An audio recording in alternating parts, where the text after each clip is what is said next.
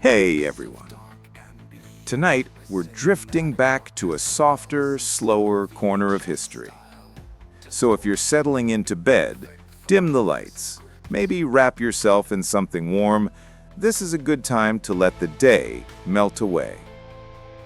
Because tonight, we're wandering through the quiet, candlelit corridors of ancient palaces, and specifically into the minds of the young royal brides who were marched across continents, dressed in embroidered finery, handed to men they often barely knew, and told, calmly and with great ceremony, that they were now the glue holding two empires together. No pressure at all. We'll keep things gentle, a little sardonic, because of course some of this was absurd, but soothing too, because we're drifting rather than judging.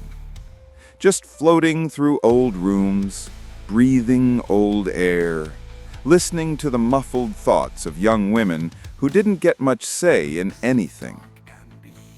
So let's settle in. Let's wander into the first royal fiasco of the evening. Most royal brides in the ancient world had one job: be the diplomatic equivalent of a very decorative peace treaty. If the treaty survived, wonderful. If not, well, at least the ceremony was pretty. And because dynastic politics were what they were, many of these brides were somewhere between 12 and 16. Old enough, supposedly, to save entire nations, too young to be trusted with choosing their own hairpins. So imagine being one of these girls. You've grown up in a palace where everything smells faintly of incense and anxious servants. You've been told since childhood that your destiny is grand. And by grand, they mean exhausting. Then, one day, the elders gather and inform you that you're going to marry the prince of that kingdom your family has been politely glaring at for decades. He's supposed to be very promising. He's also, according to rumor, shaped like a baguette and fond of yelling at birds. But again, politics. And this brings us to our first bride. Let's drift gently toward her. She's a Hittite princess, 4,000 years ago, give or take a few late payments on the calendar. Her name, well, we actually don't know it, because ancient scribes often forgot to write down the names of women unless the woman had set fire to something important or stabbed a priest. But we know she existed because the Hittites had a habit of sending their daughters to marry Egyptian kings. And one of those Egyptian kings was Ramesses II, also known as the Great, the one with many temples, and, unofficially, the man who treated marriage like a Pokemon collection. Ramesses married wives the way a bored prince collects commemorative spoons. He had dozens. He probably forgot several of their names. He probably walked into the wrong bedroom at least once a week. So this particular Hittite princess, she gets packed up with gold, fabrics, cosmetics, and probably at least one extremely stressed handler, and shipped off to Egypt to be the next diplomatic wife. Now, let's imagine her wedding night, because we do have records of Hittite-Egyptian marriages, and we can piece together the mood. She would have been paraded through the palace like a polite, shimmering hostage, everyone smiling, everyone sweating, Egyptians cheering for the alliance, Hittite envoys trying to look like they weren't judging the decor. And the princess? Quiet, graceful, but most likely thinking, I have absolutely no idea what this man looks like up close. I hope he isn't 90, or shaped like something tragic. But again, politics. And then she would have been taken to her new apartments, lavishly decorated. Gold everywhere, because Egyptians believed nothing said welcome like blinding interior design. And then Ramesses appears, radiant, muscular, absolutely full of himself. he probably launched into a speech. He was known for speeches, long ones. She likely sat there nodding slowly, thinking, yes, very impressive, but I've been traveling for 40 days.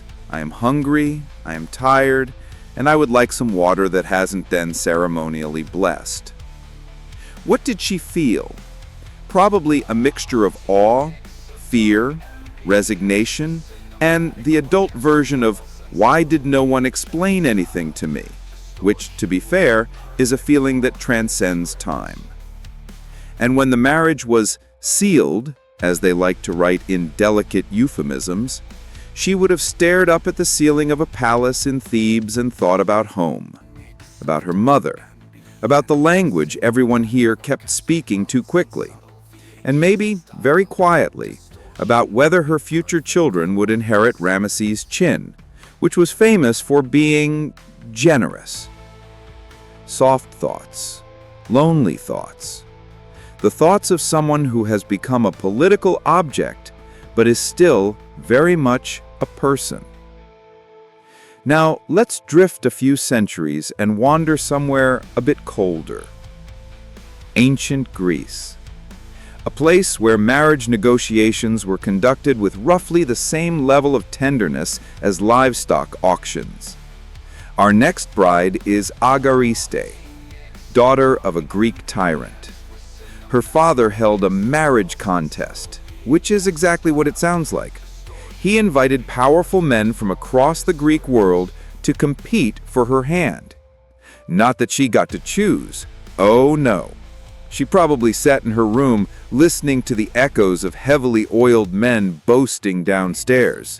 On her wedding night, she would have met her brand new husband, a man selected not for being kind or calm or even reasonably symmetrical, but because her father thought he looked politically useful. The records helpfully describe Agariste as beautiful and well-bred, which is ancient Greek for expensive. What we don't hear is what she was thinking. But we can make a calm, quiet guess. She likely looked at her husband, one of the elite aristocrats of Athens, and thought, I hope he's at least sober. Greek men of that era spent a large portion of their lives arguing in public, drinking in private, and inventing new rules for who was allowed to sit where during dinner. So marriage didn't always come naturally. Agariste's first night as a wife would have been courteous, stiff, and possibly awkward. Not dramatic, though. Just two young people, both raised to treat marriage as a political handshake, trying to make polite conversation under lamplight that smelled faintly of olive oil. She probably thought about her role, her future children, her new household, which would be full of servants who obeyed her publicly and gossiped about her privately. The usual worries, but slow, gentle ones, the kind you can only think when the palace is quiet and everyone else is asleep. Now, let's float over to Europe, somewhere misty, forests, heavy stone halls. A Celtic princess, from a tribal kingdom that would one day become part of Gaul. This one is interesting because Celtic women often had more freedom than their Greek or Near Eastern counterparts. Some even chose their husbands. Some divorced them. Some threw them out, literally, during arguments. But when a Celtic princess married into a Roman family for the sake of diplomacy, that freedom evaporated. Imagine her arriving in Rome, a city that smelled of smoke, marble dust, and people loudly explaining their opinions. Her husband is a senator, educated, tall, fond of quoting philosophy at anyone who stands still too long.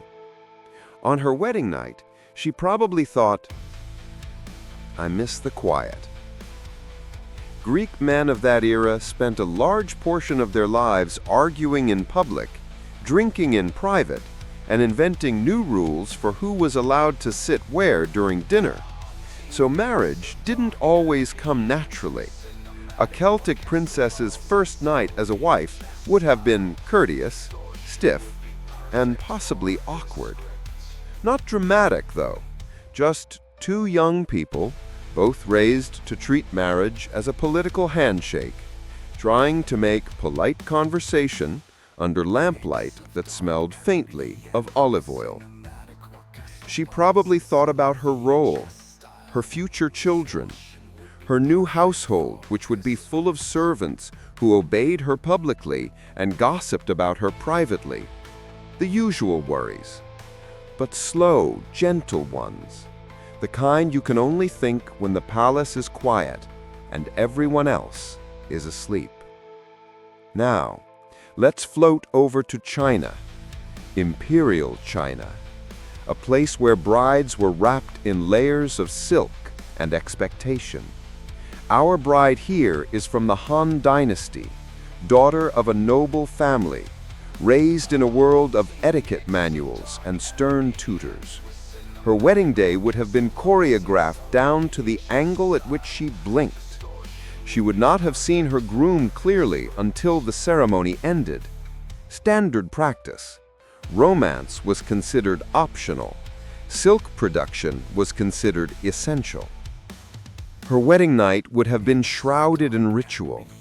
She might have entered the bridal chamber veiled. She might have sat silently on the edge of the bed, waiting for the groom to offer her a ceremonial cup. What was she thinking? Likely something like, "I hope this man doesn't have strong opinions on poetry. I'm so tired."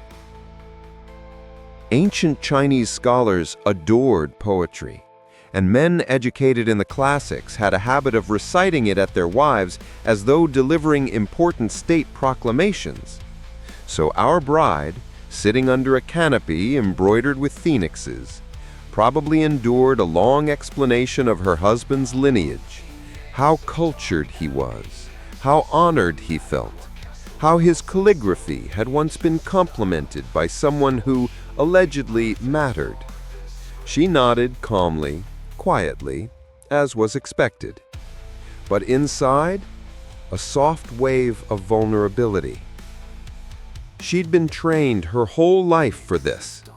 Yet training doesn't prepare you for the moment you're alone with a stranger who now holds the keys to your entire future. When the night grew still, she probably closed her eyes and tried to picture her childhood courtyard, the moon on the tiles, the sound of silk sleeves brushing past. Small comforts, little anchors, because even the most serene bride needs something familiar to hold on to. And perhaps, for tonight, that is enough drifting. Enough soft steps through unfamiliar wedding chambers. Enough quiet speculation about young women who moved empires simply by existing. Part 1 ends here, and when you're ready, we can continue into the next part, a little deeper into the strange, delicate, and often deeply bewildering lives of ancient royal brides. Hey everyone, welcome back. If you're listening in bed, go ahead and settle a little deeper into your pillow. Breathe slowly. Let the outside world drift somewhere far, far away. Tonight, we're continuing our slow wander through the inner lives of ancient royal brides. Those young women who stepped into palaces as strangers, symbols, and sometimes sacrifices. Not dramatically, just quietly, softly, the way history usually handles its most important people. So let's drift back in. Before the wedding night ever happened, most royal brides had to endure something far more disorienting: the journey. Weeks or months of travel, escorted by soldiers who wouldn't speak much, accompanied by attendants who had been assigned last minute, and didn't know whether to comfort her or bow every time she blinked. Imagine being a teenage princess from the Bronze Age. You've grown up in a palace where everything smells like cedar floors and political tension. Then suddenly, your father announces that you are to marry the prince of a neighboring kingdom. A kingdom you've only ever heard about in the worrying tone adults use when they think you aren't listening. You're given a new set of dresses, new jewelry, new etiquette manuals, and then you are sent away. Just sent. A very expensive package with legs. Even queens-to-be felt the weight of that moment. Some left with tears carefully hidden behind their veils. Others were composed on the outside and absolutely melting on the inside. But all of them understood the truth. Once you leave home, you don't come back. Not really. Not in the way you were. Let's drift toward Mesopotamia now. A world of baked brick walls and reed boats sliding along quiet rivers. Our next bride is a Babylonian princess whose name appears briefly in a clay tablet. Just a line, just enough to say she was married off to cement a treaty with Assyria. And then, nothing. The scribes moved on, wars happened, taxes happened.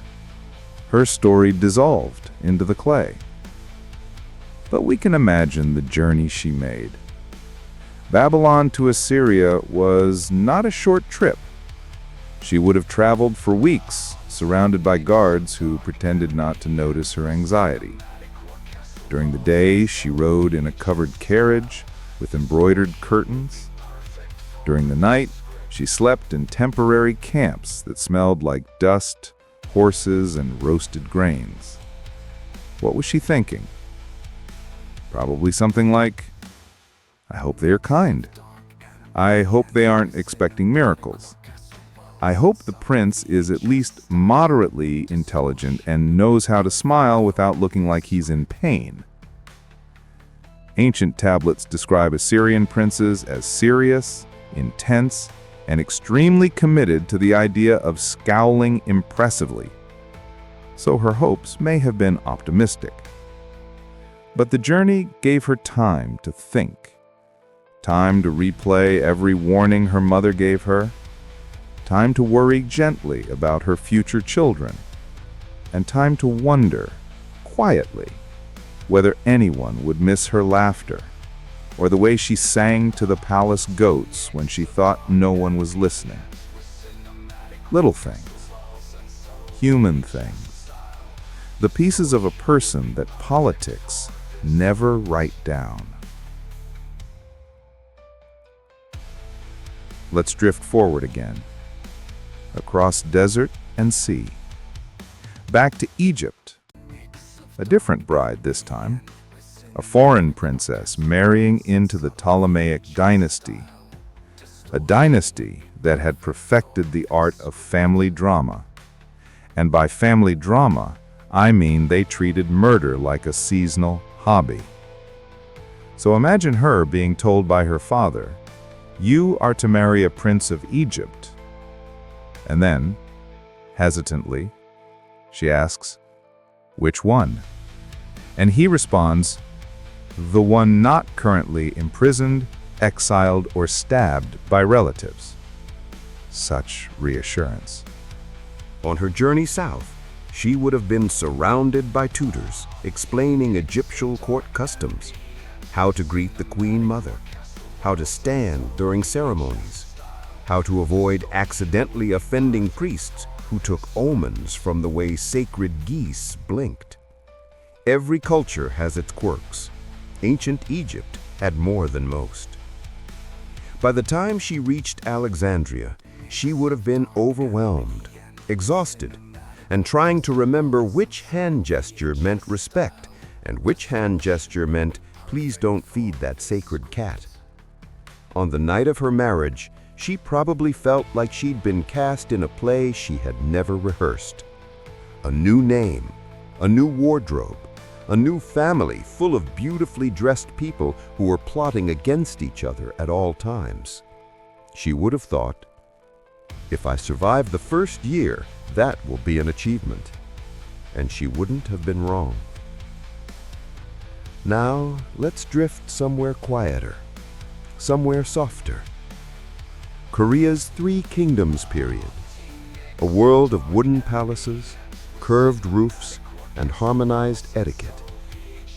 Our bride is the daughter of a noble family from Silla. She is being married to a prince of Baekje to secure an alliance. The two kingdoms have eyed each other cautiously for years, occasionally trading gifts and occasionally trading insults. Politics do love variety. The princess is polite, well-educated, and, according to one chronicle, calm as moonlight, which probably means she learned to hide her emotions with the precision of a professional diplomat. Her wedding journey takes weeks. She travels along forested valleys, through mountain passes, across rivers where boatmen sing low rhythmic songs that lull even the most stressed noblewoman into brief moments of rest. What did she think on the way? Likely something like, I hope their palace isn't too cold. I hope their food isn't too spicy. I hope their court ladies aren't judging me already. She would arrive in Baekje unsure of every custom, where to bow, how deep, when to speak, when to remain silent long enough to signal grace, but not long enough to signal hostility. Court etiquette is just sleep deprivation disguised as politeness. On her wedding night, she would have sat beneath a carved wooden canopy, her new husband beside her, both young, both pretending not to be terrified. He probably made a formal speech about harmony and unity.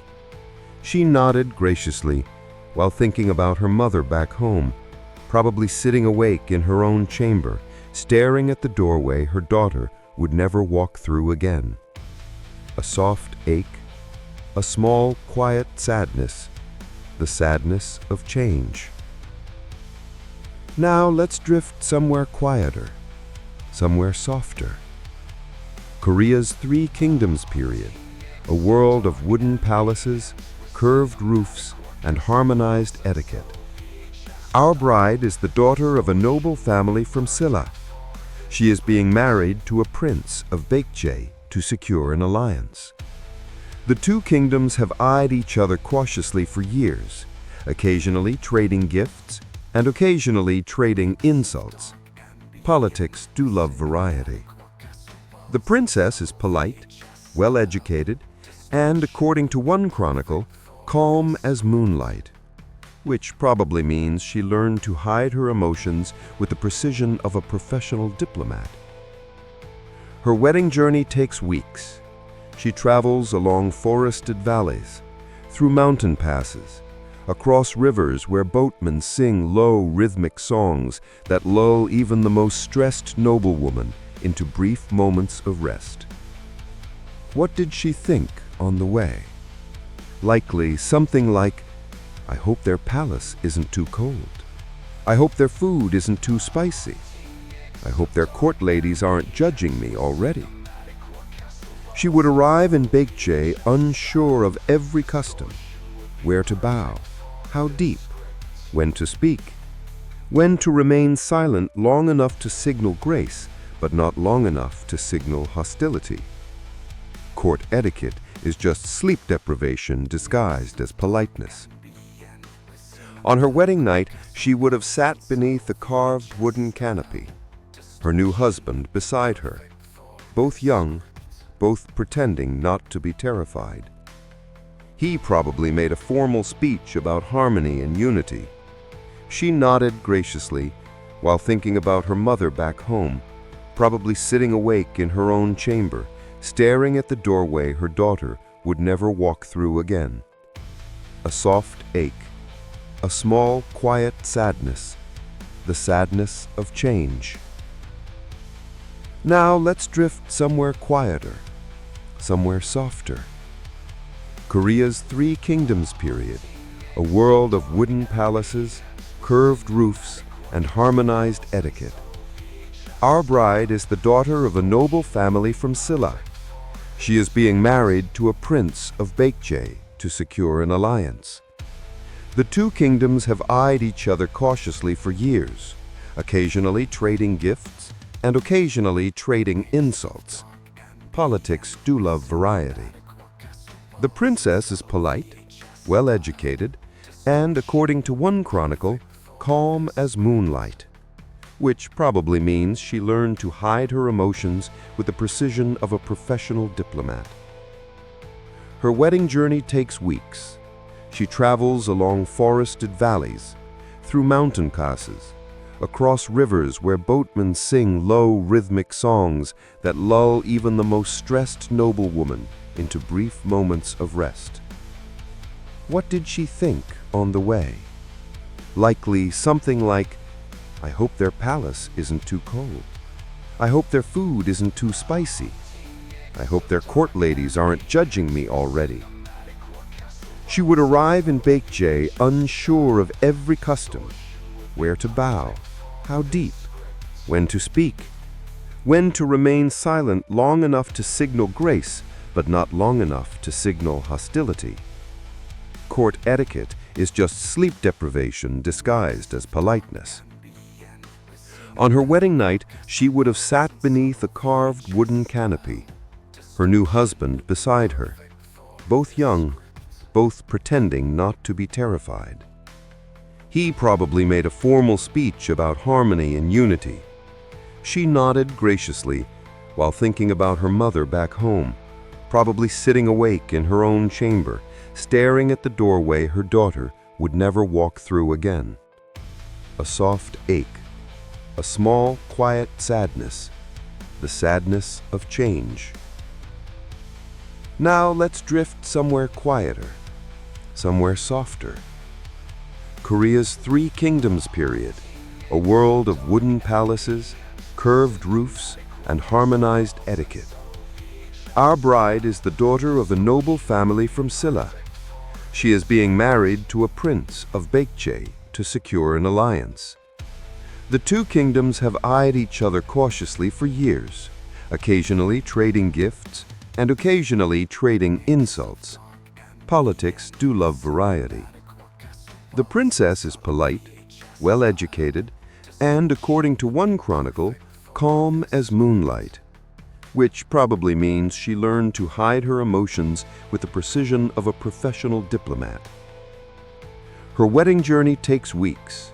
She travels along forested valleys, through mountain passes, across rivers where boatmen sing low rhythmic songs that lull even the most stressed noblewoman into brief moments of rest. What did she think on the way? Likely something like, "I hope their palace isn't too cold. I hope their food isn't too spicy. I hope their court ladies aren't judging me already." She would arrive in Baekje unsure of every custom, where to bow, how deep, when to speak, when to remain silent long enough to signal grace, but not long enough to signal hostility. Court etiquette is just sleep deprivation disguised as politeness. On her wedding night, she would have sat beneath a carved wooden canopy, her new husband beside her, both young, both pretending not to be terrified. He probably made a formal speech about harmony and unity. She nodded graciously while thinking about her mother back home, probably sitting awake in her own chamber, staring at the doorway her daughter would never walk through again. A soft ache, a small, quiet sadness, the sadness of change. Now let's drift somewhere quieter, somewhere softer. Korea's Three Kingdoms period, a world of wooden palaces, curved roofs, and harmonized etiquette. Our bride is the daughter of a noble family from Silla. She is being married to a prince of Baekje to secure an alliance. The two kingdoms have eyed each other cautiously for years, occasionally trading gifts and occasionally trading insults. Politics do love variety. Hey everyone, if you're still awake, barely, gently, welcome to part 3. And if you drifted off and just woke up again, welcome back anyway. We're keeping the pace slow tonight. Soft, a little wry, because history gives us plenty of opportunities for quiet sarcasm, but mostly calm. Tonight, we're drifting into what came after the wedding night for these ancient royal brides. The mornings filled with unfamiliar faces, the rooms that smelled different, the rituals they were now expected to perform with perfect elegance, even though no one had actually bothered to explain them thoroughly. So, tuck yourself in, let the sound settle, and let's step slowly into the next chapter of these women's quiet, complicated lives. The morning after a royal wedding was rarely peaceful. For the bride, it was less a new beginning and more a surprise administrative assignment, because immediately, sometimes before breakfast, she was introduced to her new household. And by introduced, I mean evaluated, judged, measured, whispered about, and occasionally admired from a respectful distance. The new attendants would bow, smile politely, and immediately begin forming lifelong opinions about her hairstyle choices. Let's drift toward our first bride of this part. Someone living in ancient Elam in what is now Iran. She is a princess from a local noble family, married to the heir of the Elamite king. Her wedding night ended quietly, a little awkward, a little formal, but not catastrophic. The morning, however, is chaos disguised as protocol. She wakes in a palace that feels too bright and too cold. Her attendants, strangers to her, yet strangely authoritative, bring her ceremonial clothing, silks dyed in colors that signal her new rank, jewelry heavy enough to leave polite imprints on her collarbones. They lead her down a long hallway lined with carved stone reliefs showing kings hunting lions. Very impressive, very energetic, very not her mood this morning. At the end of the hall sits the Queen Mother, a woman with the expression of someone who has survived 27 palace coups simply by glaring convincingly. The bride bows, gracefully, perfectly, because last night her new husband's tutor explained that bowing incorrectly can lead to mild political instability. The Queen Mother looks her over, not cruelly, just analytically, like she's checking whether the new daughter-in-law will be the type who asks too many questions during ceremonies. The princess keeps her eyes lowered. She thinks quietly, please let her like me, or at least not dislike me loudly. This silent desire for acceptance, or at least toleration, was universal. Royal households were filled with people who had very precise expectations and very vague instructions, and the bride had to adjust immediately. No grace period, no warm-up round. Let's drift further west now, somewhere familiar, a place of columns, marble dust, and philosophical debates that lasted longer than most marriages. Ancient Athens. Our bride is a noblewoman, married into an influential family. Her wedding night was ceremonial, followed by a formal meal, followed by 10 different relatives reminding her of her new responsibilities. This morning, she wakes up to a flurry of activity. Her new household slaves are preparing clay tablets for record-keeping. Her husband is already outside arguing with someone about olive harvest taxes because Athenians simply loved arguing before sunrise. But she, well, she is escorted to the women's quarters, the gynaikonitis, a space reserved for the women of the household. A space she must now control with serene authority. Her first thoughts? Something like, I hope they don't expect me to supervise weaving. I'm terrible at weaving. But Athens had rules, and rules were rarely adjusted for personal talent. One woman hands her a set of keys, large, heavy, symbolic keys, to cupboards filled with linen, to storage rooms filled with grain, to wine jars sealed precisely so no one could sneak a sip without leaving evidence. The keys signal authority and responsibility, and the fact that the household will absolutely blame her if anything runs out. She nods, accepts the keys, and inside she wonders whether it's too late to quietly escape into a philosophical school and pretend to be a student. Let's drift to Maurya, India, around 300 BCE, a world of grand palaces, carved pillars, and extraordinary bureaucracy. Our bride here is a princess married to one of the emperor's sons, not the heir, thankfully. Being the wife of an heir came with far too much paperwork. Her wedding night had been full of rituals, musicians, and chanting priests who seemed to have unlimited stamina. And in the morning, she must present herself at court. The Mauryan court is vast, officials everywhere, scribes writing so fast their hands must have been lightly smoking, advisors quietly terrified that the emperor might ask them a question they cannot answer. She stands beside her new husband as he introduces her. The emperor nods at her approvingly, which is good, very good. If the emperor didn't nod, everyone would be whispering by lunchtime. The princess keeps her expression serene, though inside she's thinking, this room is very loud and I am wearing too many bracelets. After court, she's led to her new quarters, a suite of rooms overlooking gardens full of peacocks. Beautiful, peaceful, and overwhelmingly unfamiliar. Her attendants begin explaining her duties, supervising servants, managing palace rituals, participating in ceremonies involving flowers, lamps, and occasionally elephants. She listens carefully.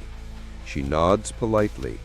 She tries not to look overwhelmed, even though her new life feels like a detailed instruction manual written in a language she hasn't quite mastered.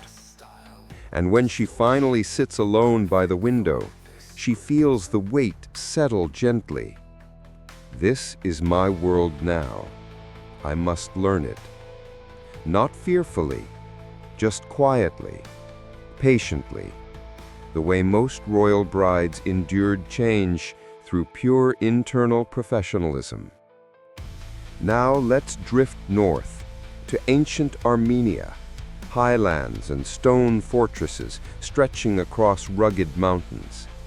Our bride is a noblewoman from a rival clan.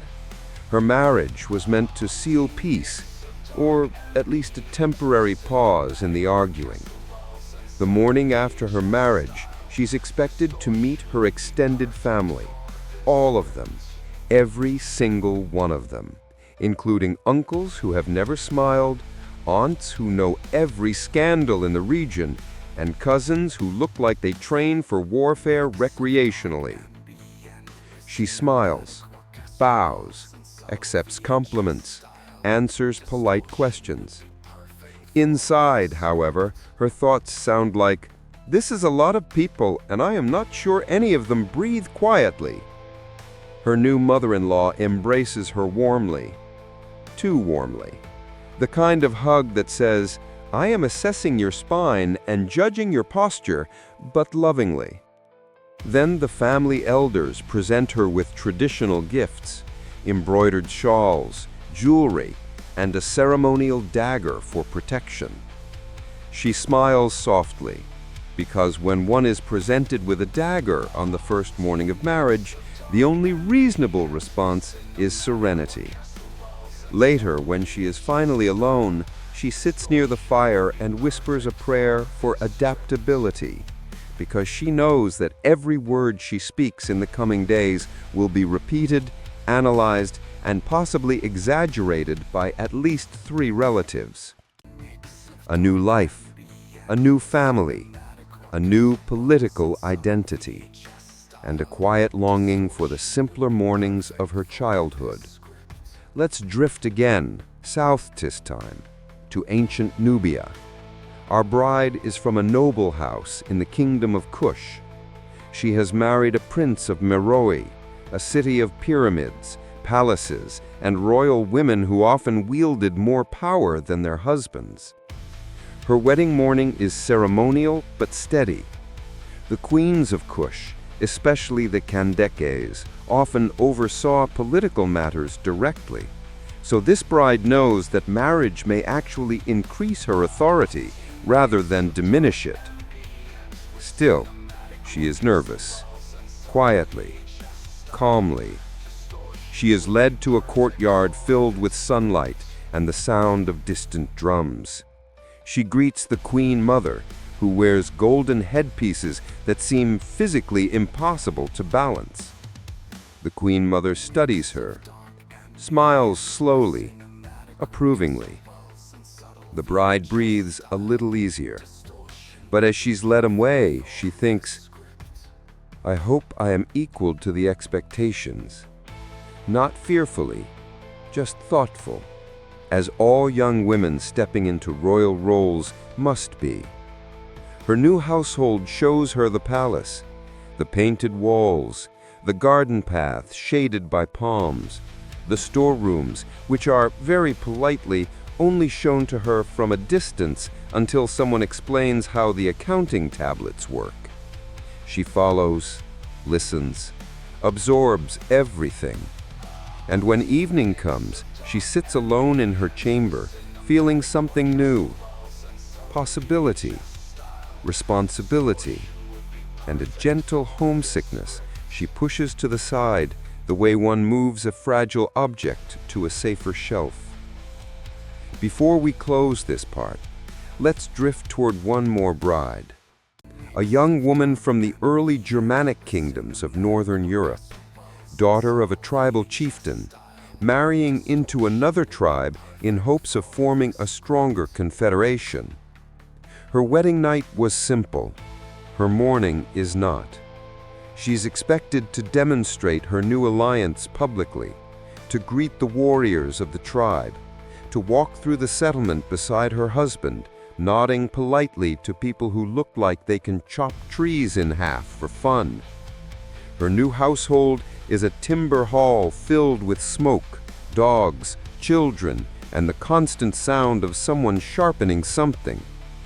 She is given a place by the hearth, a seat of honor. Her new role is respected, but unfamiliar. She sits quietly, observing, thinking, "This is different. I will adjust, but I will miss the sound of my childhood river in the mornings." She holds her wooden cup steady, maintains her calm expression, because even here, among warriors, feasts, and smoky rafters, the expectations placed on a bride are as precise as any palace custom. And as the hall settles into evening, she begins to feel the slightest warmth of belonging, not immediately, but slowly, softly, because belonging, like trust, arrives gradually, never in a hurry. Hey everyone, welcome back. Settle in again. Maybe adjust the blankets, let the room get a little dimmer. We're drifting forward now, still following the quiet footsteps of ancient royal brides, as they moved from their childhood worlds into the vast, echoing chambers of political marriage. And at this point in the night, things tend to feel a little softer, a little slower, as if the centuries are smoothing themselves out. So, let's keep drifting. We ended with a few brides who crossed borders, crossed cultures, and crossed every reasonable comfort zone a person might hope for.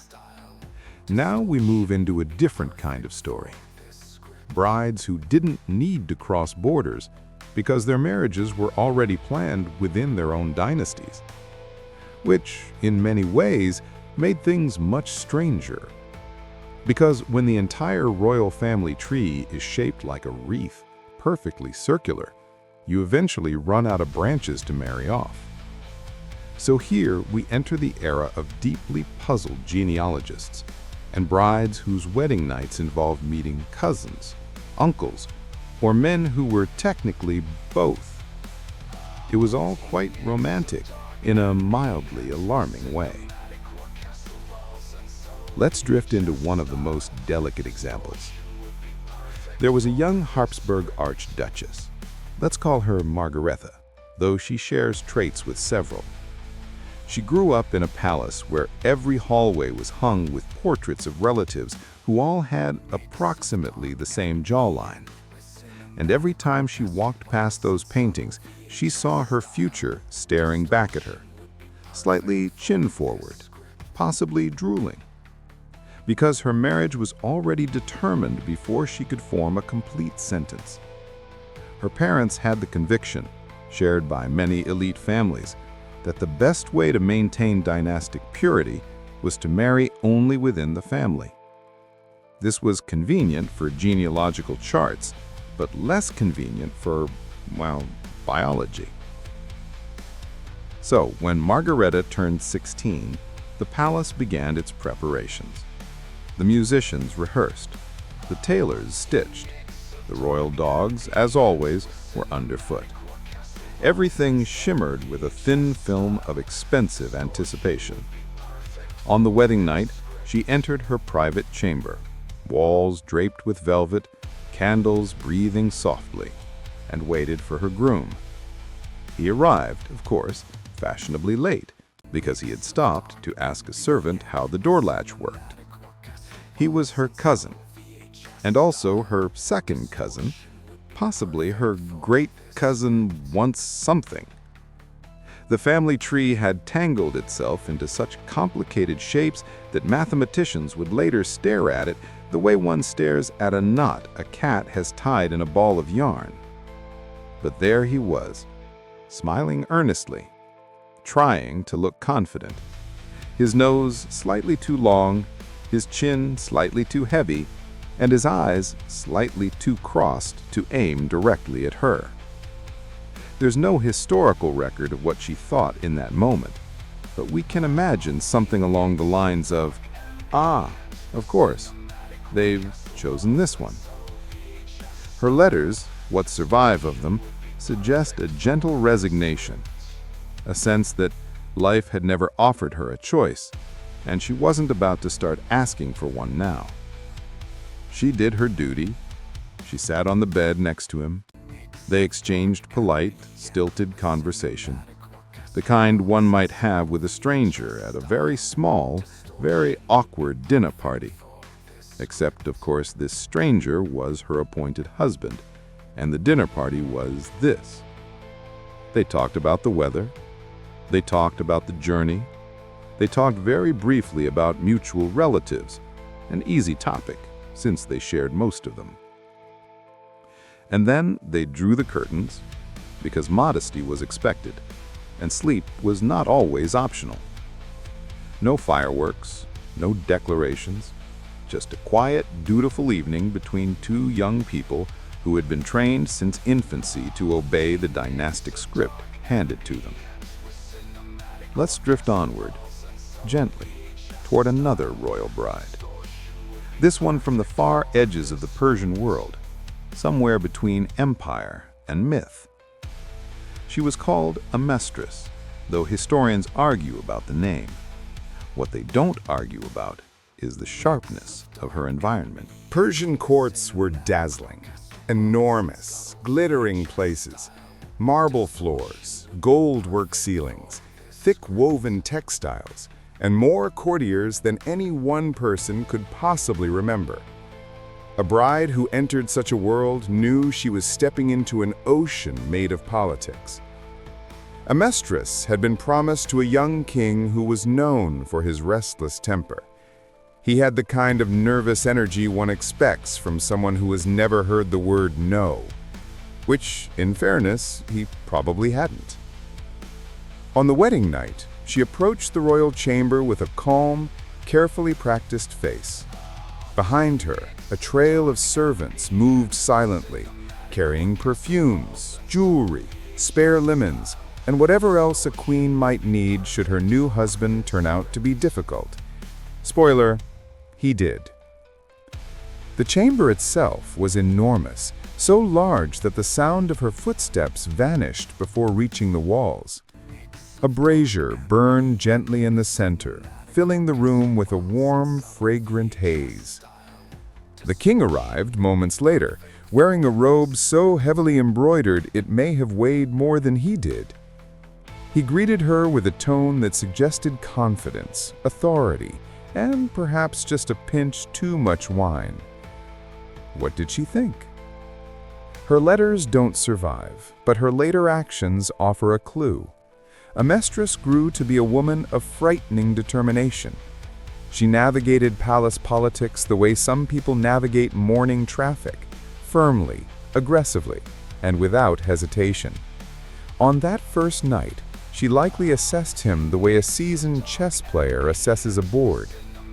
She saw a king with power, but little restraint, a court filled with rivals who smiled too much, a future bristling with threat. And so she smiled. She bowed. She spoke softly.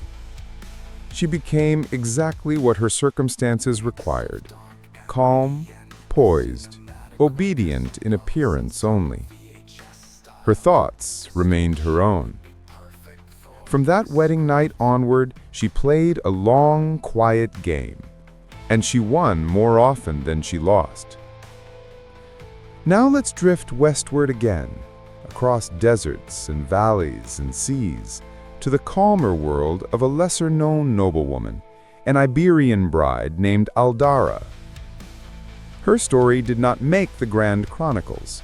She wasn't a queen or even particularly wealthy, but sometimes the smaller stories give us the clearest window into what royal brides truly felt. Aldara was promised to a minor count, a respectable man with an impressive beard and an unimpressive sense of humor. He had once written a poem for her describing her pleasantly symmetrical features, which, as compliments go, is certainly one. On her wedding night, she entered a modest stone chamber, lit by a single lamp. It flickered as if nervous on her behalf. The count arrived with the stiff posture of a man who had been lectured extensively on how to behave. He bowed, murmured something ceremonial, and then stood there, hands clasped, as though unsure what came next. What did she think? Possibly, well, better than marrying a cousin. Her marriage was arranged, yes, but it was not cursed by dynastic pressure or extreme age gaps or bewildering layers of political espionage. It was simply an arranged marriage between two moderately important people doing what moderately important people were expected to do. Their wedding night was, while not exactly passionate, was gentle, respectful, ordinary in the way that so few royal marriages ever managed to be. And perhaps that's why her story is worth drifting to, because not every bride faced terror or disgust or deep existential dread. Some simply entered a new life with steady resignation and found over time that the unfamiliar could become comfortable. Let's drift a little further, following the gentle tide of centuries, toward one last bride for this part of the night. A bride from the early Frankish world, a time when kings were large, hairy, and occasionally violent, and queens were expected to smile politely and not mention the blood on the floor. Her name was Alarica. She was intelligent, modest, and raised in a court that believed marriage was primarily a diplomatic handshake, lightly wrapped in lace. On the night of her wedding, she entered a hall thick with smoke from torches. The air tasted like burnt meat and ambition. Her new husband, a tall, broad-shouldered king, was waiting for her. He had the posture of someone who believed strongly in his own importance, and the haircut of someone who had never held a mirror. He spoke little. He nodded solemnly. He gestured for her to follow. And she did, quietly, gracefully, because refusing was not an option. Inside the smaller chamber, she had a few moments to breathe. And what did she think? Probably something like, well, this is fine. Everything is fine. We shall continue pretending everything is fine until it becomes true. A strategy as old as marriage itself. Alarica adapted swiftly. She learned when to speak and when to remain silent. She learned which advisors to trust and which to avoid. She learned, most importantly, that her new husband was not cruel, merely oblivious, a trait common among kings and somewhat survivable. Her wedding night passed quietly, with more politeness than passion. And in the years that followed, she carved out her own sphere of influence, subtle but deeply effective. She guided alliances, she shaped decisions. She became, in time, one of the most stabilizing figures in her kingdom. All beginning from one soft, smoky night where she thought mostly about surviving the next morning. Hey everyone, welcome back. Settle in again, let the blankets fall a little heavier, let the room get just quiet enough that even distant sounds feel like part of the story. We're drifting deeper now, following another set of royal brides who stepped into marriage with a mixture of hope, confusion, resignation, and occasionally the kind of dread that only centuries of dynastic planning can produce. At this point in the night, the history softens, edges blur, footsteps slow, and we can almost hear the faint rustle of silk dresses and ceremonial veils being adjusted by hands that weren't exactly steady. Tonight's stories follow brides whose romantic expectations collided rather abruptly with political reality. Not dramatically, no shouting, no storms, just the quiet disappointment of women who realized slowly that wedding nights rarely resembled the poems. Let's drift into the first. There was an Athenian bride named Timaretta. She grew up in the late classical world, just civilized enough to have philosophy, yet still chaotic enough to make one question its effectiveness.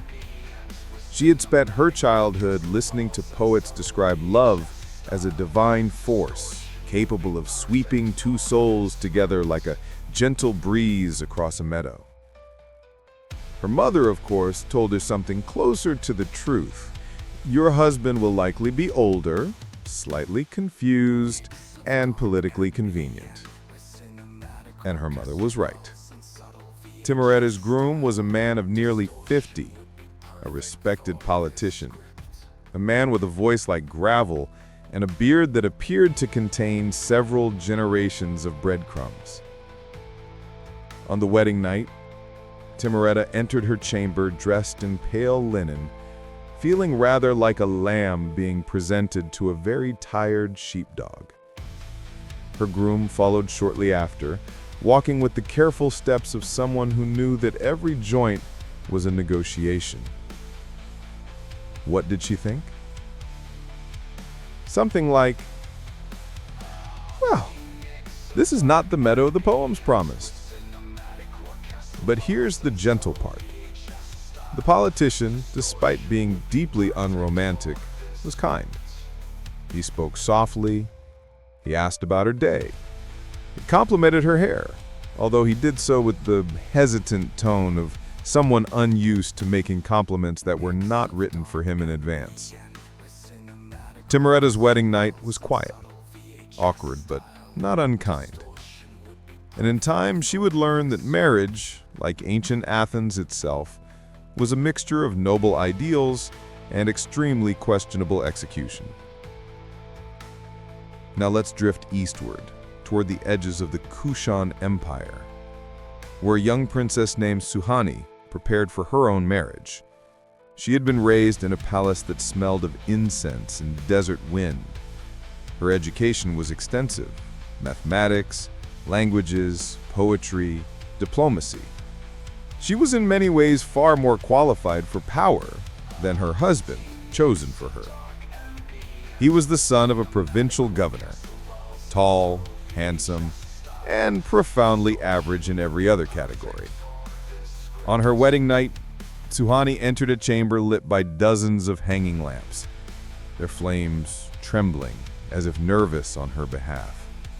She sat on a low bed, draped with embroidered silk, and waited. Her husband arrived with the confidence of a man who had never failed at anything, because he had never attempted anything requiring skill. He bowed gallantly, which was nice, and then began talking and talking. He had the remarkable ability to speak continuously for long stretches without delivering meaningful content, a skill rare even among royalty. What did she think? Possibly, "I have married a decorative vase with strong opinions." But Suhani was clever. She let him speak himself into exhaustion, nodded politely, and stored away every detail that mattered. Over the years, she would quietly steer the marriage and the region toward stability, prosperity, and the occasional improvement in her husband's haircut. But that first night, she simply listened and thought and planned.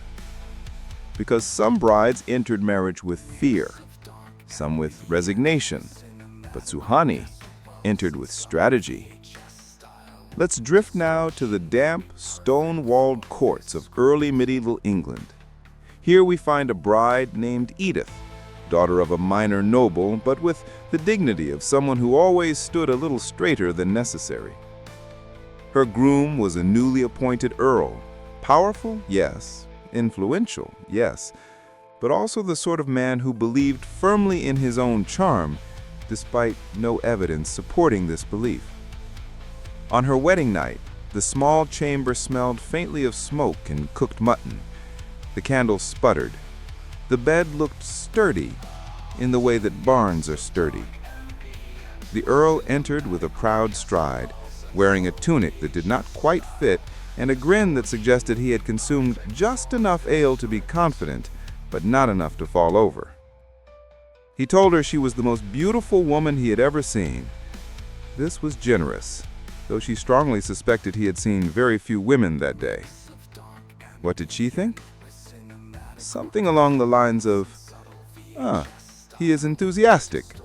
This may be survivable. Her wedding night was a polite blend of ceremony, conversation, awkwardness, and the unmistakable background noise of servants pretending not to exist. Over the years, Edith would come to manage her household with a firm but gentle hand. She would gain respect, quietly, as women often did, by being competent, while the men congratulated themselves for their own decisions. But that first night, she simply breathed, observed, and found reassurance in the fact that enthusiasm, however misplaced, was better than cruelty. Now, let's drift southward into ancient Nubia, where a young queen named Isit prepared for a marriage that was less romantic alliance and more political fusion. Isit was poised, intelligent, and trained since childhood to carry herself like a person who expected to be obeyed, because she did.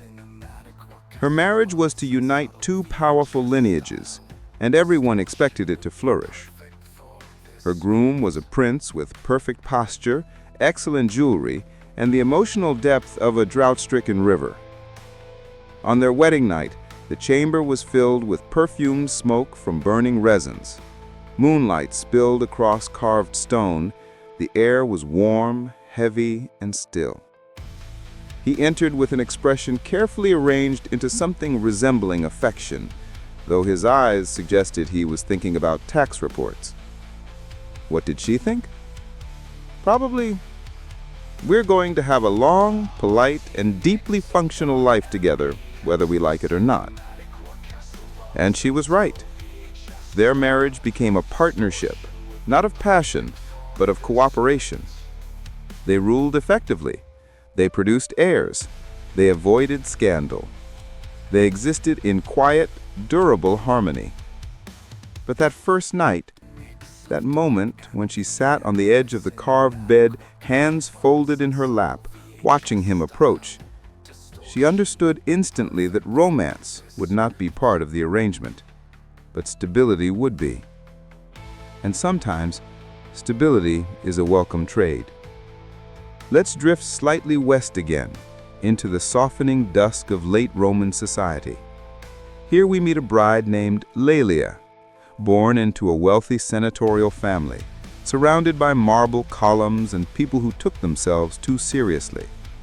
Her marriage was arranged to secure political alliances, strengthen family fortunes, and ensure future dinners were sufficiently impressive. Her groom was young, ambitious, and just self-important enough to be exhausting. On her wedding night, she sat in a room filled with polished bronze lamps.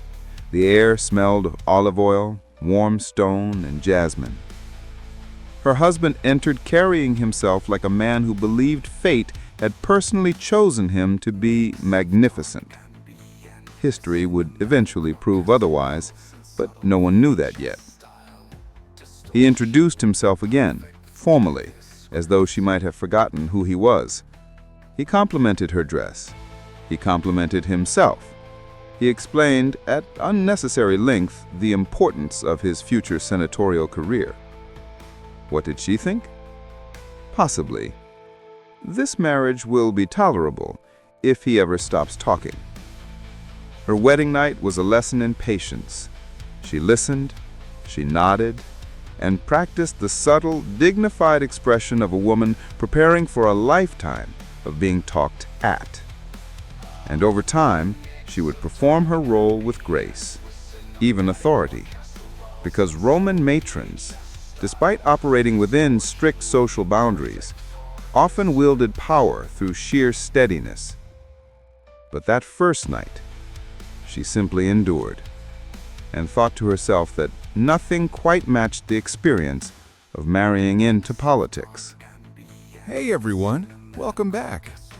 Take another slow breath. Let the blankets settle. Maybe shift your pillow just enough to make the world feel soft again. We're drifting deeper now, following the candlelit footsteps of brides who stepped into royal marriage with hearts full of expectation and minds filling rapidly with reality. This part of the night is gentle, a little heavier, a little quieter, because some brides approach their wedding night with hope, real, genuine hope, only to find that dynastic life had its own peculiar ideas about romance. Let's drift toward the first of them. There was a young Byzantine bride named Cassiane, not the famous nun and poet, but one of countless noblewomen who shared the name. Cassiane had grown up in a world steeped in ceremony. She knew how to bow, how to speak, how to look pleasantly serene even when she hadn't slept. The palace expected perfection, her family expected obedience, and she expected perhaps a tiny flicker of affection in her marriage. Her groom was a junior noble with a promising future, educated, polite, reasonably attractive, in the sense that he didn't resemble any specific barnyard animal. On their wedding night, the chamber glowed with lamplight. Gold embroidery shimmered. The scent of incense curled lazily around them. He sat beside her, very stiffly, and launched into an extremely formal greeting, one clearly memorized from a manual written by someone who believed romance should be conducted like diplomatic negotiations. Cassiane listened, patient as a cat watching a confused pigeon. She smiled, she nodded, and she waited for something even slightly spontaneous to occur. It did not. What did she think? Probably, oh dear, he is really trying. That night, nothing terrible happened. Nothing dazzling either. Just two young people doing their best to follow a script that felt more like an instruction manual for assembling furniture. Over the years, Tassiane would become the more adaptable one. She would learn to navigate palace intrigue. She would soften her husband's decisions, redirect his mistakes, and occasionally rescue him from himself. But on that first quiet night, she mostly wondered how long he planned to keep reading from his memory. Let's drift northward into the ancient kingdoms of Armenia, where a noble bride named Anahid prepared for her wedding. She had been raised with stories of heroic lovers and dramatic romance. Her grandmother had once told her in a whisper that love could move mountains. Her mother, more realistically, told her that love could move furniture and occasionally improve a man's manners. Anahid's groom was a prince of respectable lineage. He was brave, apparently. He had a sword. He knew how to use it. And he had a smile that suggested he had absolutely no idea what emotions were. On her wedding night, Anahid entered a dim stone chamber hung with tapestries depicting hunting scenes, her new husband's favorite pastime. The men in the tapestries all looked extremely focused. The animals looked extremely unhappy. The prince joined her, still wearing more metal than seemed necessary indoors. He complimented her dress, which was polite, and then immediately began discussing a recent boar hunt in extraordinary detail. She listened, she nodded, she tried not to fall asleep. What did she think? Possibly, this man could defeat an army, but not a conversation. Her wedding night unfolded with the same earnest simplicity. He was polite, respectful, and utterly oblivious to the idea that she might want to talk about something other than boars. But Anahid, being adaptable, quickly realized that he wasn't unkind, just deeply, fundamentally straightforward. And that, in many ways, was easier to handle than the scheming, backstabbing nobles she had known in childhood. She didn't get romance, but she got predictability. And at least she never had to worry about where he stood. It was always exactly 2 steps behind his hunting dogs. Let's drift west, into the soft, candlelit gloom of Carolingian Europe. Here, we meet a bride named Bertrade.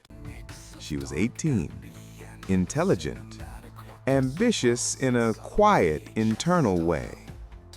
Her family had negotiated a complicated political marriage for her, a union meant to soothe tensions between rival nobles who disagreed about nearly everything, including how many mugs of ale counted as too many. Her husband was a stern young lord with a reputation for discipline. He had the kind of face that suggested he had never laughed in his life and wasn't planning to start. On the wedding night, the room smelled faintly of wood smoke and lavender. The fire crackled politely, as though trying not to intrude. The young lord entered with perfect posture, bowed precisely the correct number of degrees, and greeted her with a formal line that sounded suspiciously rehearsed. He then sat beside her in total silence. Silence. More silence. An avalanche of silence. Bertrand waited and waited. Finally, she spoke first. He answered in a voice that sounded like gravel being scooped gently into a bucket. What did she think? Possibly, he is tall, he is quiet, he is very quiet. The night proceeded with steady awkwardness, respectful, controlled, and punctuated only by the occasional crackle of the fire. But in time, Bertrand would discover that her husband's silence wasn't hostility, just a complete inability to speak unless absolutely necessary. She learned to interpret his tiny gestures, his subtle nods, and his extremely rare half-smiles. And she learned that sometimes the quietest men build the most stable households. But that first night, she wondered if she had married a statue. Now let's drift into a warmer landscape, southern India in the late classical period. A princess named Dayita was preparing for marriage within a prosperous dynasty known for its cultural refinement and its surprisingly dramatic family disputes. Dayita was educated, poised, artistic. She loved music. She loved poetry. She loved quiet moments along the palace gardens where the air smelled of jasmine and warm earth. Her groom, meanwhile, loved horses. He talked about horses. He thought about horses. He once wrote an entire poem about horses, which according to witnesses could be described as persistently enthusiastic.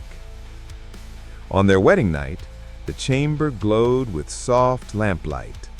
Flower garlands hung from the ceiling, releasing a sweet fragrance. He entered wearing a crown slightly too large for his head, which kept slipping gently sideways. He adjusted it every few steps, looking increasingly alarmed. Dayita watched this with patient amusement.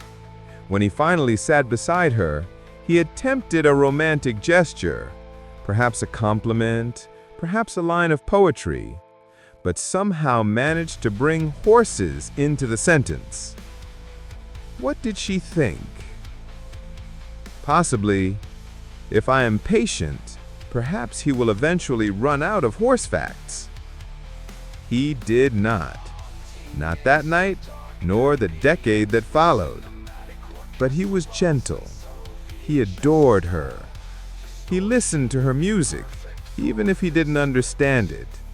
And in time, she found his enthusiasm charming, in moderation.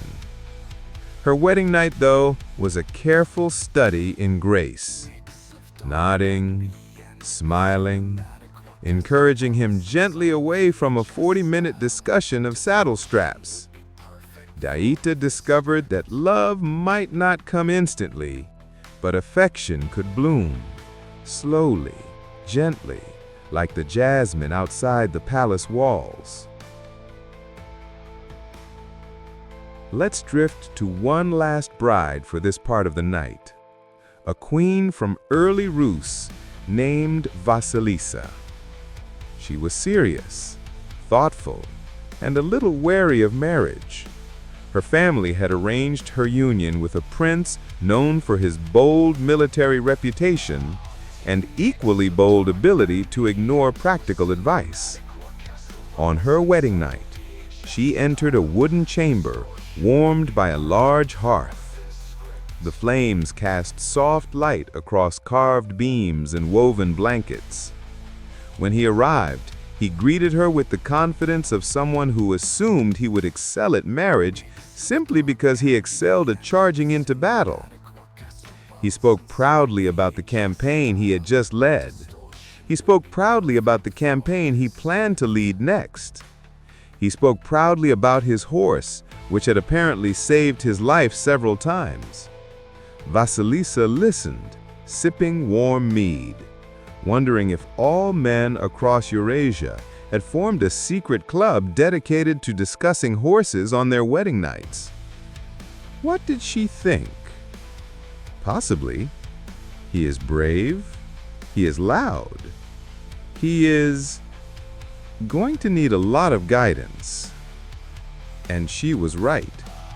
In the years that followed, she quietly softened his harsher impulses, redirected his temper, and helped him become a more measured ruler. But that first night was simply a quiet assessment.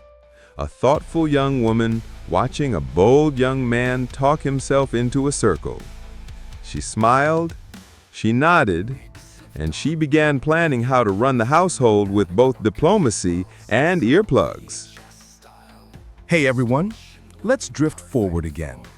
We're still floating through the long corridor of ancient royal bedrooms, stopping at each door just long enough to appreciate the size, the awkwardness, and the deep existential regret echoing inside. Nothing too dramatic, just a soft shuffle of silk slippers and a quiet thought of, so this is my life now. Tonight, we land gently in a region that practically specialized in marital misery, ancient imperial China, where brides were chosen like rare porcelain, beautiful, fragile, technically precious, but seldom asked if they actually wanted to be there. Let's drift to the Han Dynasty for a moment, a time when the rule book for royal marriage was thicker than the combined egos of all the emperors who wrote it. One such bride floats into view, Lady Chen Zhao, who married Emperor Wu of Han.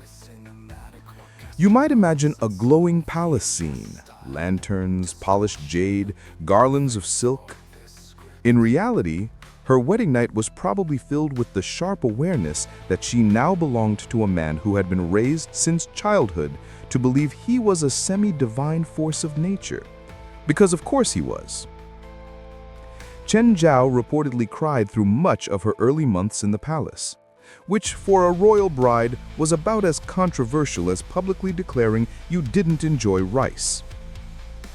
She wasn't abused, she wasn't thrown in a dungeon, she was ignored, which in the hierarchy of imperial disappointments was considered almost polite. Her new husband was busy expanding an empire, hunting, performing rituals, studying omens, and finding new concubines with the enthusiasm of a man building a personal collection. Naturally, he never asked how she felt about any of this. What did she think on her wedding night? Probably something gentle and resigned, like, I have made a terrible mistake, but also legally, I didn't make any mistake at all because no one asked my opinion. Let's drift onward. The next royal bride we bump into comes from ancient Korea's Three Kingdoms period. Princess Pyeonggang, daughter of King Pyeongwon of Goguryeo. According to legend, she married a man she didn't choose, didn't expect, and definitely didn't plan to wake up next to. Her wedding night thoughts? Probably a simple, quiet, my father has done something ridiculous again. The story goes that her husband, Ondal, was known, affectionately, as the Fool. A man so gentle, so kind, and so socially unaware that he made most medieval royals look like scheming foxes by comparison. And yet, Pyeonggang adored him. But that came later. That first night, she likely stared at this sweet, confused man and thought, well, at least he's not plotting to overthrow me, which for a royal bride was basically the gold standard. Let's drift again, just lightly, to ancient Japan. We arrive at the Heian court, where brides were judged on how flawlessly they could exist behind a curtain while writing poetry no one dared critique. Here, we find Fujiwara bride number 47. Not literally 47, but it does sometimes feel that way in the records. A common Heian-era bride's wedding night thought was probably something like, "I hope my hair catches the lamplight just right so they don't banish me to an unfashionable wing of the palace." Because appearance was everything. Talent was good, poetry was expected, emotions discouraged. The bride's new husband, meanwhile, might be writing her a poem comparing her to the moon. This sounds romantic until you remember he also wrote 5 other moon poems that week to 5 other women, recycling metaphors like a man who believed in efficient resource management. Let's drift again, this time west, all the way to Babylon. There, we gently encounter a princess of the Neo-Assyrian period whose name has slipped away into the sands, but whose story repeats across centuries. The political bride of a king with too many titles and too little patience. Her internal monologue might have been, "He seems confident, dangerously so." Let's float onward once more. It's time to stop at the Roman Empire. Royal brides here had 2 common reactions on their wedding night. "This is fine. I've trained for this since childhood." "Oh no, he's worse up close." Take Octavia, sister of Augustus, married off to Mark Antony, a man who, well, made choices. Octavia was considered one of the most dignified, intelligent women in Rome. Her wedding night thoughts probably included, "I will fix him." A noble effort, a hopeless one, but noble. Meanwhile, Antony probably thought something like, "I wonder if Cleopatra wrote back," because naturally, he made it worse. Let's drift through another era altogether, ancient Persia, where royal brides were often selected not only for political advantage, but also for horoscopes, auspicious birds, and who happened to be standing nearby at the right time. Imagine being a bride in the Achaemenid court. You're wrapped in embroidered silk, weighing approximately the same as a medium-sized sheep. Your hair has been arranged to resemble a decorative mountain. The air is thick with incense. Your wedding night thoughts?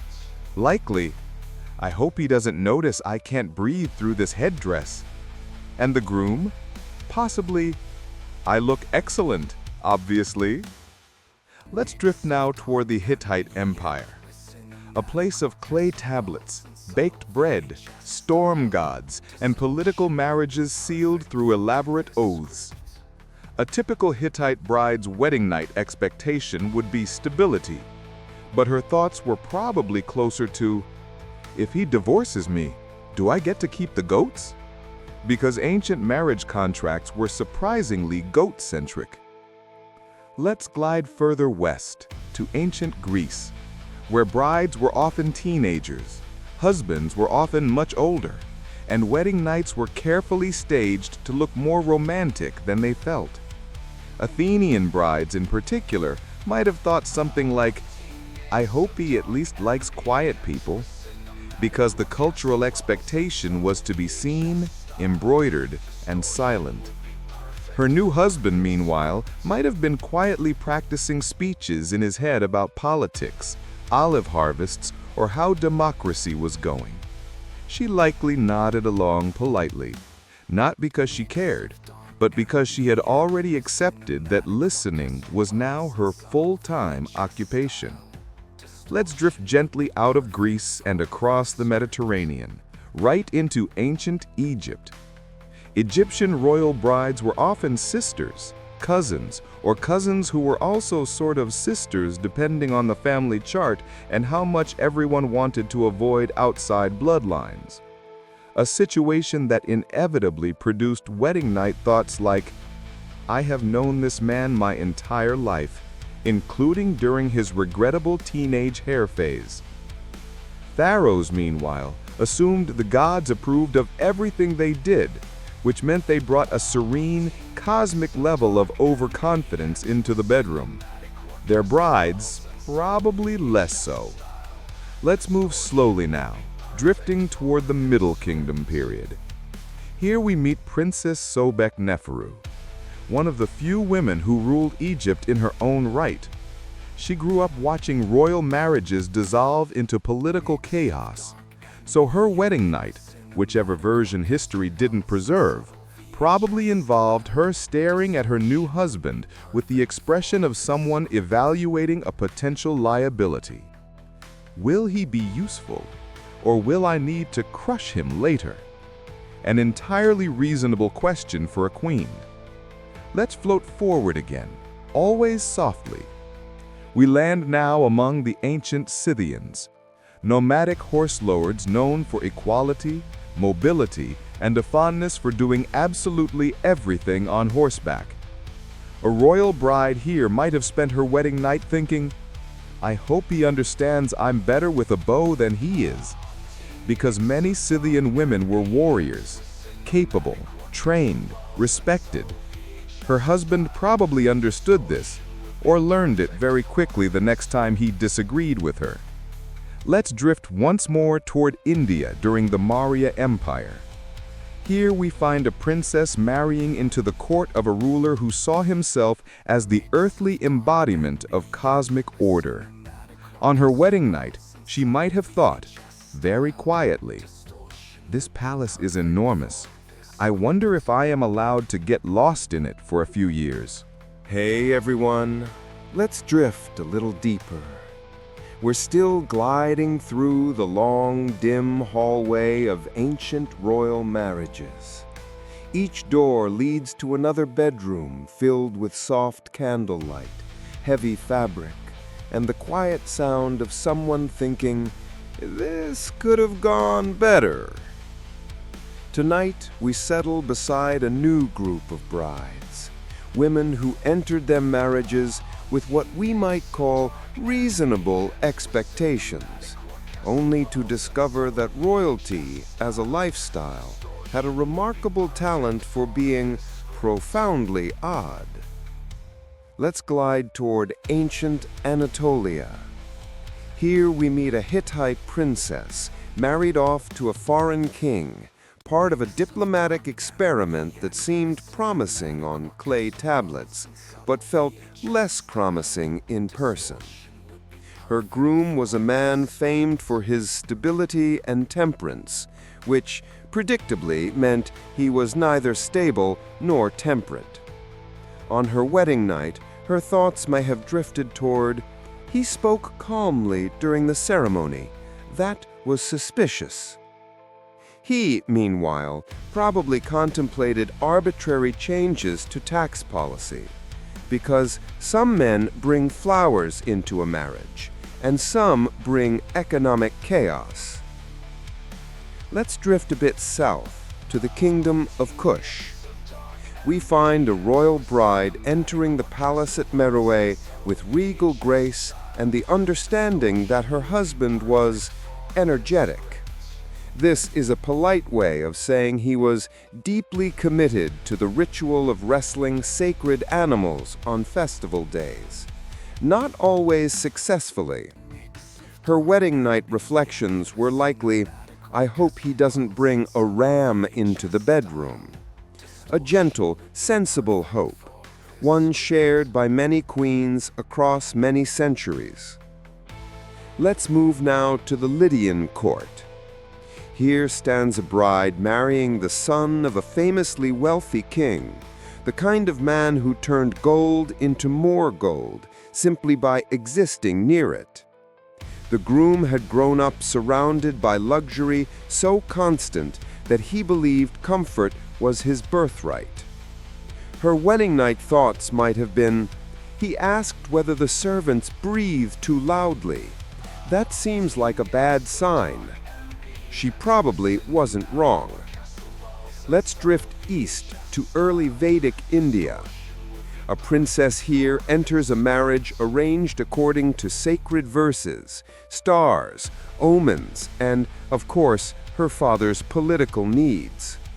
Her groom was known for his piety, which sounds charming until you learn he applied his devotion with the patience and subtlety of a man trying to impress the gods by sheer enthusiasm. Her first night thoughts? If he quotes another hymn during small talk, I may drift into the river tomorrow morning. Gently said, softly felt. Let's float now over to the Hellenistic world. After Alexander's empire fractured into a collection of mildly deranged successor kingdoms, royal brides often found themselves marrying men whose personalities ranged from easily confused to possibly cursed. Take one Seleucid princess, name lost, story familiar. She married a king who liked to host philosophical debates at inappropriate times, including at dinner, at funerals, and, unfortunately, on his wedding night. Her internal monologue probably included, "Why is he discussing Aristotle right now?" Followed by, "And why is he wrong about Aristotle?" A tragic situation. Let's drift quietly into Judea during the Hasmonean period. A princess here marries a man who was heroic in war, but less heroic in conversation. Her wedding night was likely spent listening to her new husband recount at length his own military accomplishments. Her thoughts floated gently toward, "If he lists one more battle, I might pretend to faint." A reasonable strategy, historically effective. Let's drift farther west, into Carthage. A noble bride here marries into one of the most powerful merchant families in the Mediterranean. Her husband's worldview is shaped entirely by trade. Everything can be bought, sold, or taxed, including, apparently, love. Her wedding night thoughts? He asked for an itemized list of my dowry. This may be a long life. Let's drift into the early Celtic world. Soft hills, mist, and the quiet sound of someone shouting in the distance, because shouting was a form of affection. A Celtic princess marries a warrior king who believed emotional expression was best achieved by boasting loudly near a fire. She may have admired his enthusiasm from a distance. Her thoughts that night likely included, "He seems nice enough, though I wish he'd stop waving that spear indoors." A modest request. Let's move quietly into the Nabatean kingdom, home of carved stone palaces and very opinionated merchants. A Nabatean bride enters the marriage with quiet dignity. Her new husband waits for her with the patience of a man who believes silence is a rare mineral to be mined at great profit. Their wedding night was a study in contrast. She, calm and contemplative, he, wondering whether she would approve of a new aqueduct project. Her inner voice whispered, "I married a civil engineer, didn't I?" A fate many ancient brides encountered. Let's drift again, this time toward ancient Armenia. A royal bride marries a king known for his love of falconry. Falcons were, in fact, his primary companions. He spoke to them. They probably understood him better than his council did. Her wedding night thoughts softly hovered around, "If that bird sleeps in our room, I'm moving into the guest palace." A boundary is a boundary. Now we drift towards Sogdia. A Sogdian princess was raised among traders, storytellers, and people who viewed travel as a normal lifestyle choice. She marries a ruler who had never traveled farther than the palace gardens and was deeply suspicious of anyone who had. Her first night reflections were likely, "He thinks the world ends at the next hill." This is going to be complicated.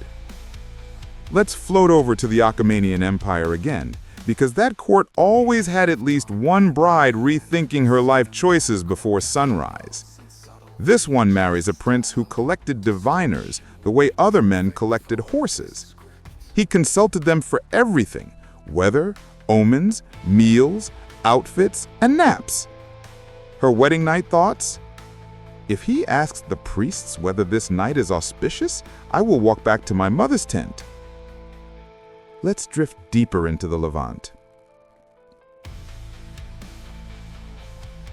A Phoenician princess married a man who wasn't unkind, merely intensely talkative. He knew everything about ships, every single thing. I don't need to know this much about cedar wood. An understandable sentiment. Let's drift toward the Bosporan kingdom. Their queens often married Greek princes who believed themselves intellectual giants, despite overwhelming evidence to the contrary. Her wedding night observation was probably, "He pronounced 3 Greek words incorrectly. This does not bode well." Let's glide on. Now we pause in early Arabia. A royal bride enters the tent of a chieftain known for his generosity and his complete inability to remember anyone's name, including potentially hers. Her thoughts that night: "I hope he remembers who I am by morning."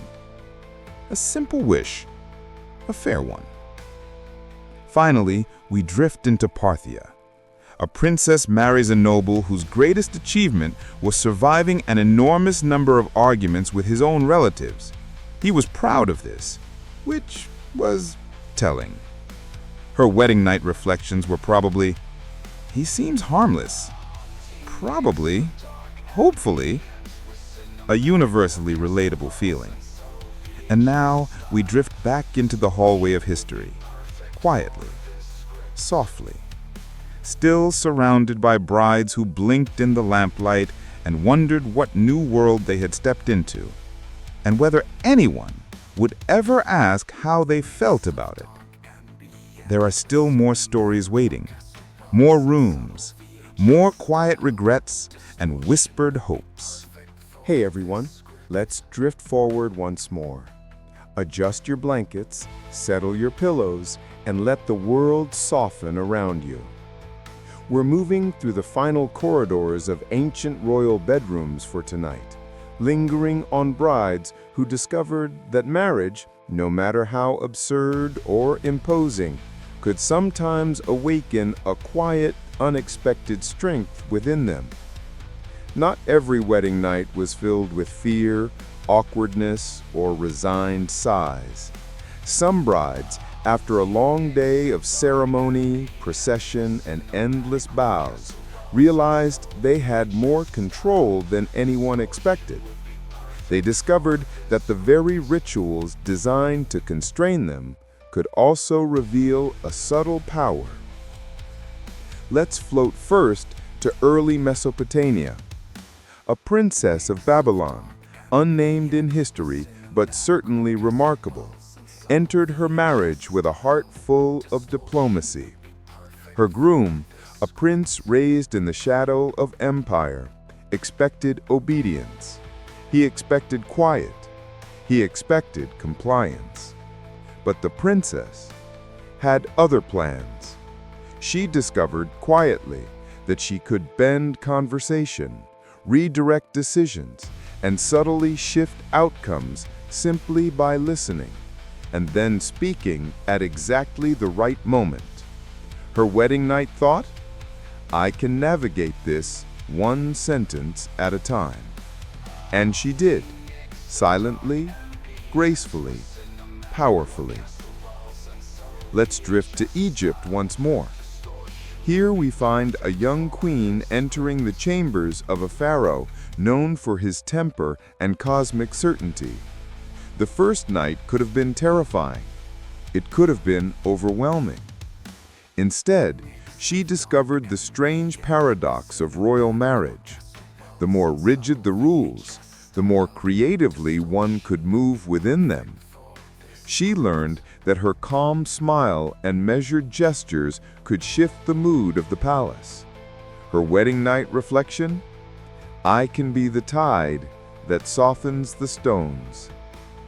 Now let's move to medieval Europe. A Habsburg bride, name lost to history but vivid in reconstruction, sat on the edge of a carved bed, staring at her new husband, who was both cousin and political ally. Her first thought? I am expected to obey, but I am not expected to think. And yet she thought anyway. She charted alliances. She noted weaknesses. She discovered the subtle art of influence. A gentle word here, a quiet smile there, a strategically placed question whispered in the right ear. Her wedding night became a rehearsal, silently, for the lifetime of rulership she would eventually guide. Let's drift toward Japan, Han period.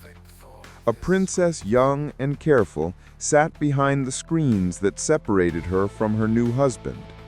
She had learned that poetry and subtlety could serve as weapons and shields alike. Her thoughts? I may be small, but my words will carry. And carry they did. She wove herself into the court with elegance, steering conversations, arranging alliances, and maintaining dignity in ways that no military conquest ever could. Let's float east again. India, Gupta Empire. A royal bride entered her marriage with intelligence and creativity, anticipating the chaos and rigidity of palace life. Her wedding night reflection?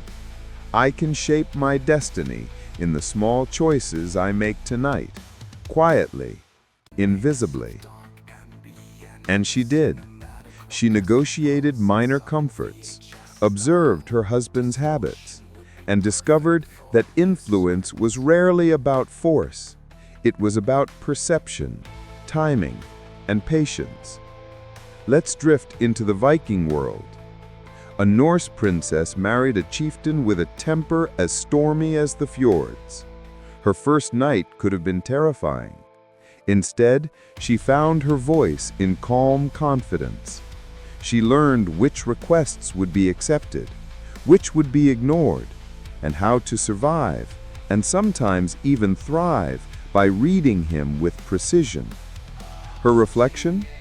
I may not be the sword, but I can guide it. Across the Mediterranean, a Greek bride in the Hellenistic period entered her marriage with the caution of someone trained in politics. She recognized that her husband's charm was impressive, but inconsistent. Her power lay not in brute force, but in careful observation. Her first night thought? I can see all the moves before they are made. And that foresight would serve her through decades of political maneuvering. Let's drift into Nubia once more.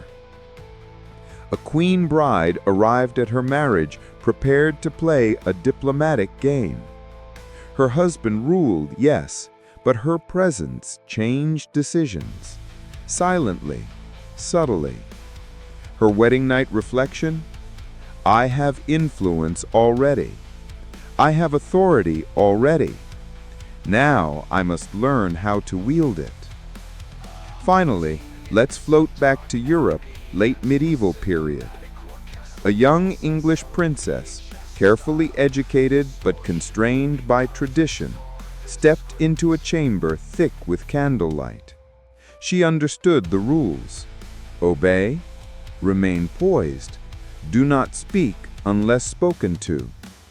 Yet she discovered that even within strict boundaries, one could act with agency. Her wedding night thought, I am small, but I am not powerless. And in the centuries that followed, women like her would quietly shape kingdoms, marriages, and lives, all beginning with the quiet awareness that the first night mattered, not for passion, but for presence. Hey everyone, let's drift forward again. The room is quiet. The blankets are soft. The night stretches around you like a warm, endless hallway. We're moving now into the part of history where wedding nights were not just awkward, not just strange, but quietly transformative, where brides realized that silence, observation, and patience could become tools far more potent than any sword or decree. Let's drift gently toward the ancient Persian Empire. A royal bride, likely unnamed in the surviving records, entered her marriage with a mixture of apprehension and resolve. Her husband, a prince of the Achaemenid court, carried the confidence of someone trained from birth to assume power, yet entirely untrained in understanding subtlety. Her wedding night reflection: "If I do not speak, I can learn. If I listen, I can guide." And she did. Her quiet presence allowed her to anticipate his decisions, temper impulsive orders, and maintain influence over her household. The empire may have been vast, but she discovered that subtle authority could shape even the grandest halls. Let's drift to the Mediterranean, ancient Macedonia. A princess, married into a kingdom fractured by succession disputes, understood that power often resided not in action, but in observation. Her first night was silent. She noted the placement of guards, the temperament of servants, and the subtle quirks of her husband, his favorite wine, his habitual sigh before decisions, his overconfidence in diplomacy. Her thought: "I may be small, but I can see everything." Over time, she would use these quiet observations to advise, influence, and quietly prevent disasters. Her first night was simply the rehearsal. Now, let's float eastward, ancient China, Han Dynasty. Here, a bride entered a palace as bright lanterns flickered across jade floors. Her husband, the emperor, was trained in ritual and etiquette, but oblivious to emotional nuance. She quickly realized that power lay not in confrontation, but in measured compliance and gentle redirection. Her thought: "I can be the calm in the storm. I can shape his actions by soft guidance, not force." This realization, unremarkable in the moment, would ripple through years of courtly life, granting her influence over decisions that could affect millions. Let's drift to early medieval Europe, specifically a Carolingian bride. She married a nobleman who assumed that authority was declared, not negotiated. Yet she discovered that the quietest voice, timed precisely, could redirect a council, soothe a volatile lord, or subtly change policy without anyone realizing it. Her first night reflection: "If I say nothing, but observe everything, I am stronger than I appear." And so she was. Her first night was not a night of passion, but of preparation, a gentle assertion of enduring presence. Now, let's float toward Egypt again. A queen bride arrived in the palace fully aware that she would be expected to yield to her husband's will. Yet the Nile had taught patience, observation, and quiet authority. She learned that the rhythm of daily life, the management of rituals, and subtle advice could allow her to influence statecraft without ever raising her voice. Her wedding night thought: "I am small, but my influence stretches like the river." Drifting northward, we find a Viking princess marrying a chieftain known for his stormy temper and fierce reputation.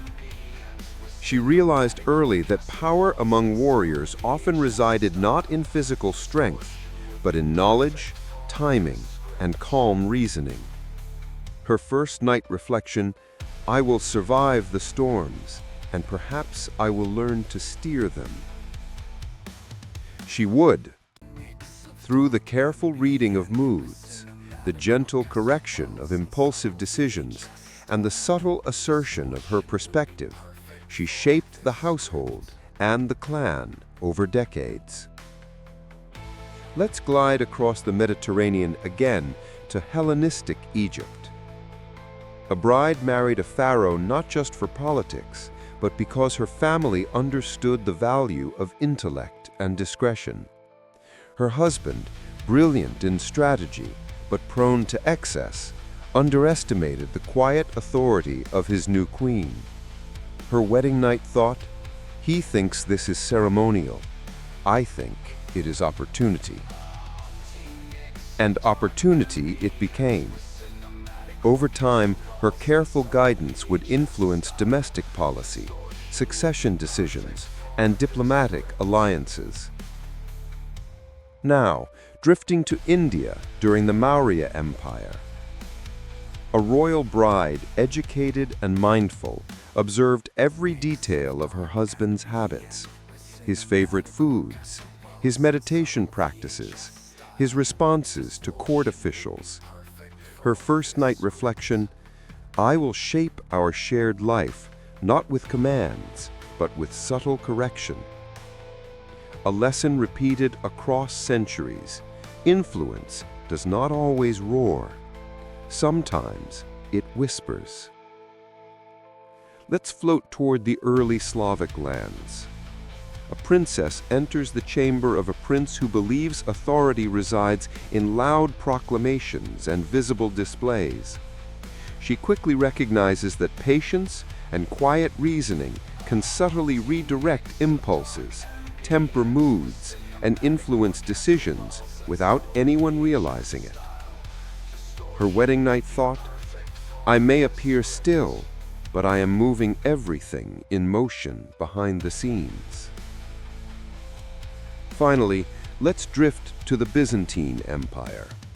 A bride married into a palace filled with intrigue, gossip, and endless ceremony. Her first night reflection, "I am silent, and yet I will influence the empire more than many who shout." And so she did. Over decades, through quiet words, careful observation, and gentle persuasion, she shaped policy, succession, and the course of her dynasty. As Part 10 draws to a close, we pause to reflect on the quiet power of these women.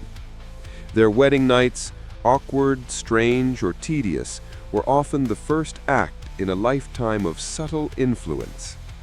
They learned that strength often lies not in passion, not in ceremony, not even in status, but in the calm, measured application of intellect, patience, and timing.